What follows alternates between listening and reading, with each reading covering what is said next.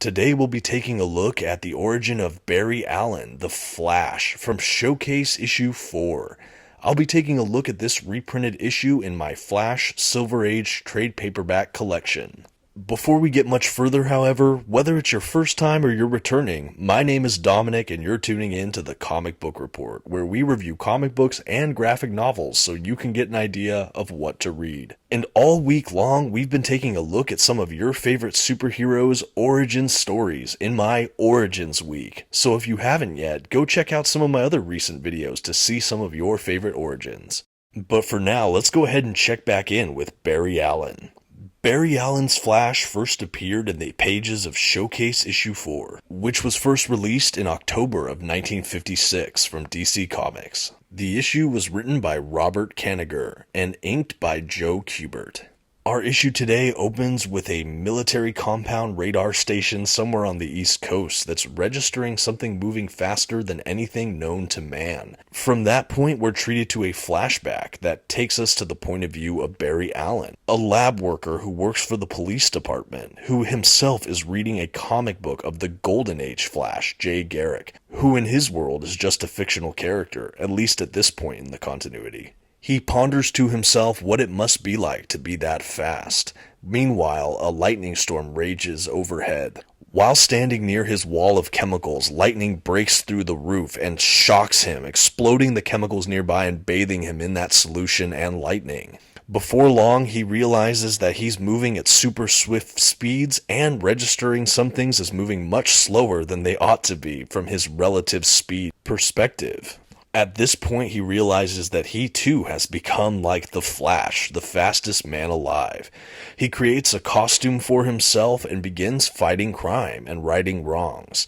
His first big adversary is a character known as the Turtle Man, who of course does things very slowly.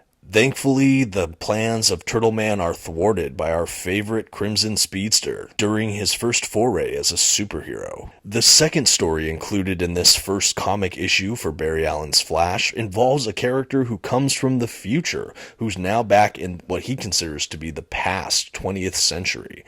The Flash has to stop his fiendish machinations and break the time barrier to push him back into his own time. These twin stories really do help establish a lot of things we've seen throughout the Flash's run. We see a lot of science fiction tropes introduced, as well as time travel already explored within the pages of this first issue. Another notable standout about this first issue is of course the introduction of an iconic supporting character in Barry Allen's universe. Of course I'm talking about the lovely Iris West, who's introduced as his date within the pages of Showcase issue 4. Though this character doesn't initially have too much agency other than chiding him for being late, it's still the foundations of a very important character within the Flash universe. Another noteworthy novel touch of this issue is, of course, as mentioned earlier, the appearance of the Golden Age Flash himself, Jay Garrick, though this time we see him in the panels of a comic book that Barry Allen's reading. This kind of meta-narrative is a fun thing to be explored all the way back in the 50s. It's a little bit cheeky, but a lot of fun.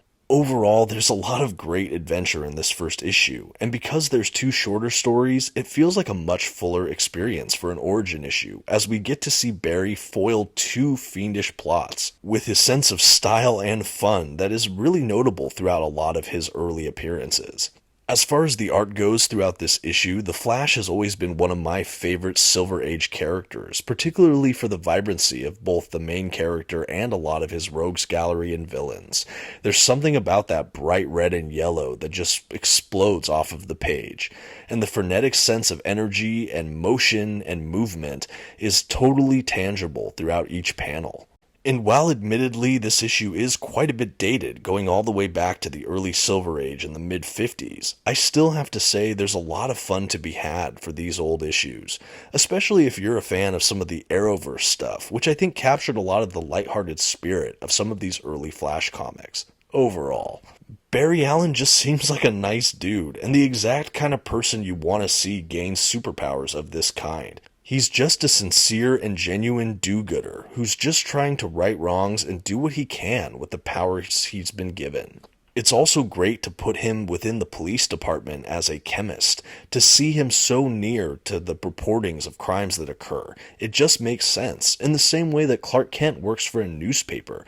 They're just plugged into the heart of what's going on in their cities. And whether you're a newer or prospective Flash fan, or a longtime fan alike, I think that this is still absolutely a great issue to go back to see where it all got started for Barry Allen.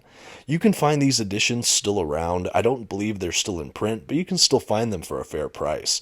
They also have a Silver Age Flash omnibus, or rather sequence of omnibuses, and I'm sure you can find this digitally in different formats as well. And that about rounds us out on Showcase Issue 4, the first appearance of Barry Allen's Flash.